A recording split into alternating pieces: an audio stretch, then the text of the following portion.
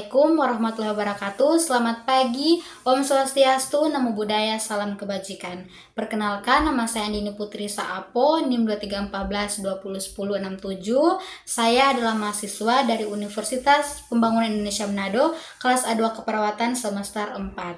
Saat ini saya akan melakukan penyuluhan dengan materi rematik dengan tujuan instruksional umum.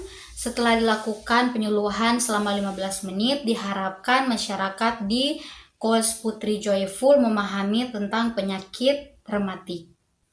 Dan tujuan instruksional khusus, setelah diadakan penyuluhan selama 15 menit, diharapkan masyarakat mampu menjelaskan pengertian rematik, mampu menjelaskan penyebab rematik, mampu menyebutkan tanda dan gejala rematik, dan mampu menjelaskan cara penanganan dan pencegahan rematik. Tempat di Kelurahan Bahu, tepatnya di Kos Putri Joyful, waktu jam 9 pagi. Siangkan, boleh minta waktunya sebentar. Saya di sini akan melakukan pemaparan materi. Lebih tepatnya saya akan melakukan kegiatan penyuluhan mengenai materi rematik. Di mana rematik adalah suatu penyakit inflamasi sistemik kronis, inflamasi sistemik yang dapat mempengaruhi banyak jaringan dan organ, terutama menyerang fleksibel atau spinofasciae, dan dapat menyerang siapa saja yang terkena penyakit rematik. Oleh karena itu, perlu mendapatkan perhatian serius karena penyakit ini merupakan penyakit persendian sehingga akan mengganggu aktivitas seseorang dalam melakukan aktivitas sehari-hari. Rematik juga ini di mana masyarakat pada umumnya menganggap adalah penyakit sepele karena tidak menimbulkan kematian. Padahal jika tidak segera ditangani, rematik bisa membuat anggota tubuh tidak berfungsi normal, mulai dari benjol-benjol, sendi kaku, sulit berjalan, bahkan kecacatan seumur hidup. Rasa sakit yang timbul bisa sangat mengganggu dan membatasi aktivitas kegiatan sehari-hari pada manusia umumnya. Rematik juga sering menyebabkan kecacatan sehingga dapat memberikan akibat yang sangat fatal, yang dimana adanya atau timbulnya kecacatan dapat mengakibatkan penderita mengeluh terus-menerus, timbul kecemasan, ketegangan jiwa, gelisah sampai mengasingkan diri karena rendah diri dan merasa tidak berharga terhadap masyarakat sekitar. Sedangkan bagi keluarga sering menyebabkan kecemasan, bingung, dan kadang-kadang merasa malu bahwa keluarganya ada yang cacat. Selain itu, dengan definisi lain, rematik juga adalah suatu penyakit autoimun yang menyebabkan peradangan pada sendi. Penyakit ini terjadi ketika sistem kekebalan tubuh menyerang jaringan yang sehat, seperti persendian. Pada tahap awal, rematik menyerang sendi kecil, seperti jari tangan dan kaki. Seiring perkembangannya, rematik dapat menyerang sendi yang lebih besar seperti bahu, siku, lutut, dan pinggul.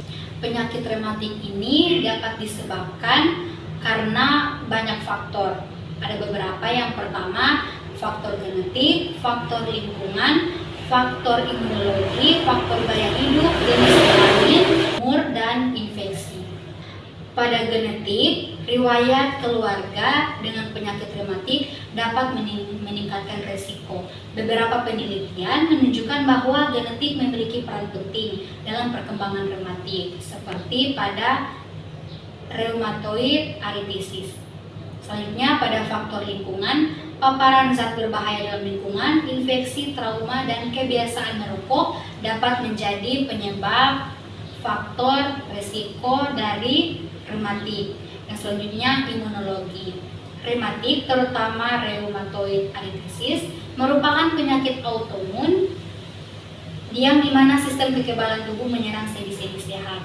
Selanjutnya, gaya hidup, yang dimana obesitas, kurangnya aktivitas fisik, dan pola makan yang tidak sehat dapat meningkatkan risiko. Selanjutnya ada faktor jenis kelamin, wanita lebih sering terkena rematik dibanding pria.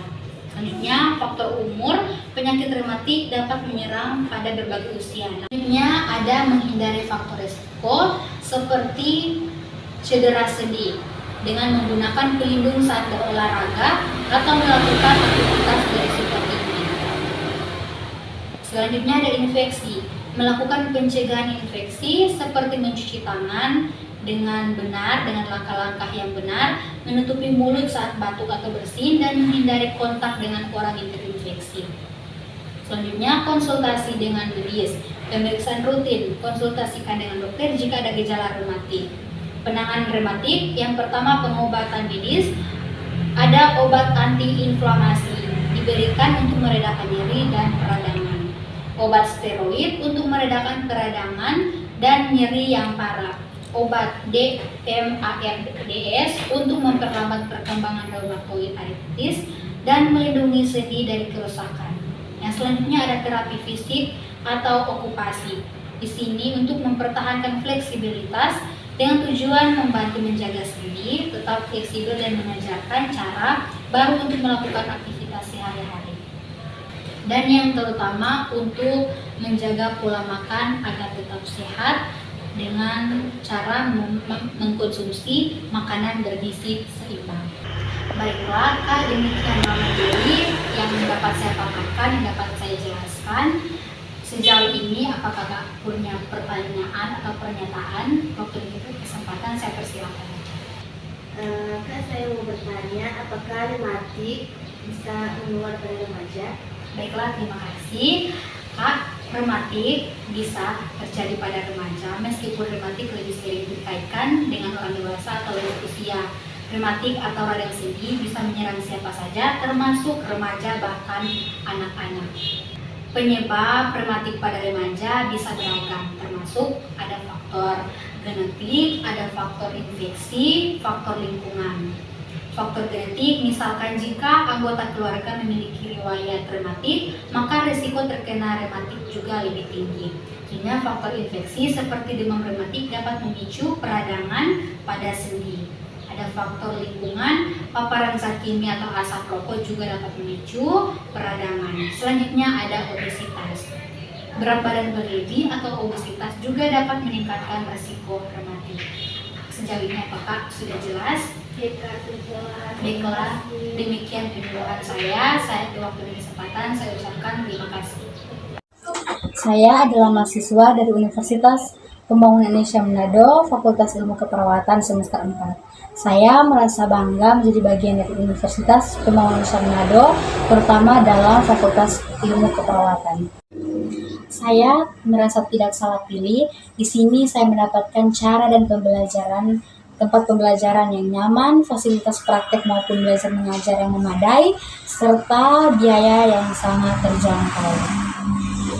Di Universitas Pembangunan Indonesia Manado tidak hanya memiliki fakultas keperawatan, namun memiliki 6 fakultas dengan berbagai ilmu prodi, yakni yang pertama Fakultas Pertanian, prodi Agribisnis, yang kedua Fakultas Hukum, prodi Hukum, Fakultas Teknik, prodi Teknik Elektro dan Teknik Sipil, Fakultas Sosial Politik, prodi Politik, Fakultas Sastra, prodi Sastra Inggris, Fakultas Keperawatan, prodi Ilmu Keperawatan, dan profesi nurse.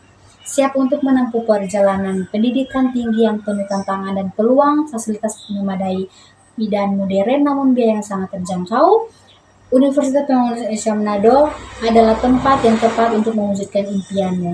Kami menawarkan berbagai program studi unggulan, fasilitas modern, dan lingkungan kampus yang nyaman. Ayo bergabung dan rasakan sendiri keunikan dan keunggulannya. Selamat datang di Fakultas Keperawatan Universitas Pembangunan Indonesia Manado. Kampus asri dan elegan yang berdiri sejak tanggal 20 Januari tahun 2009 saat ini memiliki 2 program studi. Program studi ilmu keperawatan dengan gelar sarjana keperawatan dan program studi profesi nurse dengan gelar nurse. Menjadi nurse profesional adalah impian dan harapan banyak orang. Dengan visi menjadi program studi nurse yang menghasilkan nurse yang unggul, kompeten, dan profesional serta berdaya saing dalam bidang keperawatan gawat darurat pada tahun 2022. Kami memberi diri untuk mendidik perawat-perawat pemula dengan bekal ilmu, keterampilan, dan sikap profesional keperawatan tanpa memandang bulu. Kami telah mengasah diri kami dengan pendidik berkelanjutan bahkan kompeten di bidang masing-masing. Bagi putra-putri bangsa yang rindu untuk mengabdi dirinya melayani negeri, melayani orang-orang yang membutuhkan pertolongan dalam bidang kesehatan khususnya keperawatan, Jangan ragu-ragu, tetapkan pilihan Anda dengan semangat. baku-baku bantu, baku backing pandai, Kami siap mencetak Anda menjadi nurse profesional.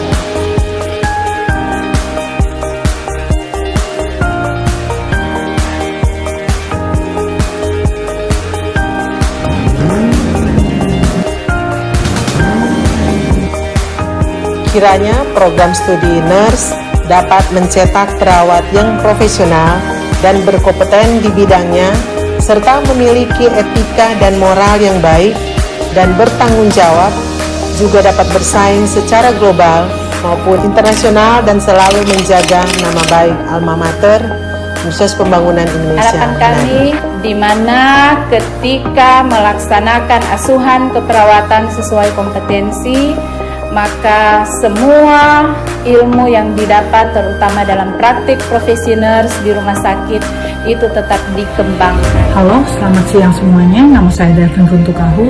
Saya lulusan profesi nurse UNPI. Sekarang saya bekerja di Hamilton, New Zealand. Dan pekerjaan saya itu dealing with people with disabilities and mental health issues. Di dalam video ini, I would like to share with you how UNPI had given me options, updates, especially supports from the time I was studying till I get my registration. I would like to give my appreciation buat para dosen dan tata usaha, terutama buat Ibu Dekan yang selalu encourages us to do better. And not only that, they will do whatever they could to help us when needed. So UNPI, you've done so well. And I'm telling you this, I am a proud alumni. Thank you and have a good day. Saya Joyke James Lumatau. Saya adalah alumni UNPI Manado tahun 2016. Saat ini saya bekerja pada pemerintah Provinsi Sulawesi Utara di Rumah Sakit Mata Provinsi Sulut, dan saat ini saya dipercayakan menjabat Kepala Seksi Pelayanan Medis dan Keperawatan. Saya pernah mengenyam pendidikan di UNPI, dan saat ini saya ingin berbagi pengalaman bahwa siapapun calon perawat masa depan saya rekomendasikan untuk menuntut ilmu di UNPI, karena salah satu universitas terbaik yang ada di Sulawesi Utara saat ini adalah UNPI Manado. Pengajarnya, ilmu-ilmu yang diberikan sangat bermanfaat dan sangat kompeten dengan situasi dan kondisi khususnya di dunia keperawatan saat ini. Untuk itu, bravo UNPI. Datang di Universitas Pembangunan Indonesia Manado yang terletak dekat dengan kawasan bisnis Bahu Mall Manado. Tempatnya di Kelurahan Bahu, lingkungan 3 Manado, sangat strategis di pusat kota Manado. Dibangun di atas lahan seluas 2,5 hektar, Universitas Pembangunan Indonesia Manado berdiri megah dengan ruangan 7 lantai, terdiri dari ruangan kelas, ruangan kantor, perpustakaan, laboratorium komputer, laboratorium keperawatan, pengadilan semu, dan laboratorium bahasa, kantin, serta rooftop di lantai atas. Universitas Pembangunan Indonesia Manado memiliki 6 fakultas dengan program studi, yaitu Fakultas Pertanian, Prodi Agribisnis, Fakultas Hukum, Prodi Hukum, Fakultas Teknik, Prodi Teknik Elektro dan Teknik Sipil, Fakultas Ilmu Sosial Ilmu Politik, Prodi Ilmu Politik, Fakultas Sastra, Prodi Sastra Inggris, Fakultas Keperawatan, Prodi Ilmu Keperawatan, dan Profesi Nurse.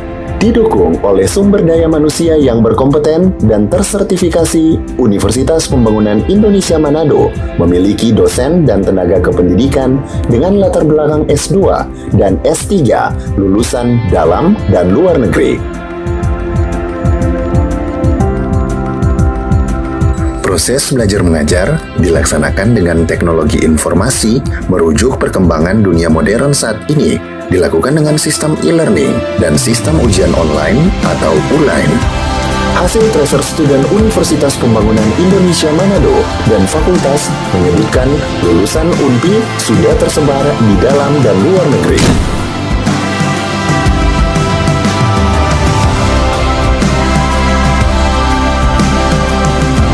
Selamat bergabung putra-putri terbaik bangsa.